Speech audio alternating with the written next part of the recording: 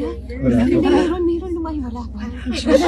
Nagbigay ng ngiti at intriga sa fans ang naging sagot ni Janine Gutierrez nang tanungin siya kung nabigyan na ba siya ng singsing ni Jericho Rosales.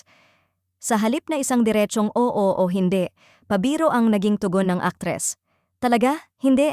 Meron naman? Wala pa? Isang sagot na agad nagpaikot sa imahinasyon ng publiko. Para sa marami, ang tila magulong ngunit playful na sagot ni Janine ay indikasyon ng gaan at lambing sa pagitan nila ni Jericho. Hindi man diretsong kinumpirma, hindi rin niya tuluyang itinanggi na siyang lalong nagpasigla sa espekulasyon kung may mas malalim ng estado ang kanilang relasyon. Para sa fans, minsan daw ang ganitong klase ng biro ang mas nagsasabi ng totoo kaysa sa seryosong paliwanag. Agad namang umani ng reaksyon ang naturang pahayag online.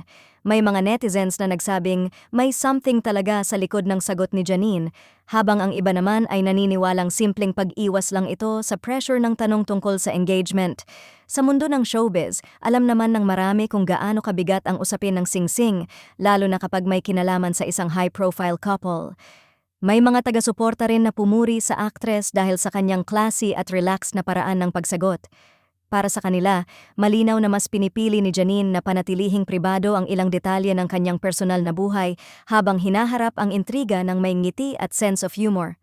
Sa kabilang banda, may ilan ding nagsasabing huwag daw munang bigyan ng mali siya ang biro ni Janine. Para sa kanila, maaaring wala pa talagang singsing at wala ring agarang plano, ngunit hindi rin nila isinasara ang posibilidad sa hinaharap. Ang mahalaga raw ay mukhang maayos, masaya at stable ang dalawa sa kasalukuyan.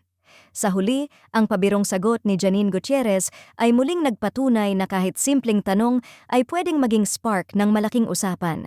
At habang walang malinaw na kumpirmasyon tungkol sa singsing, isang bagay ang tiyak para sa fans.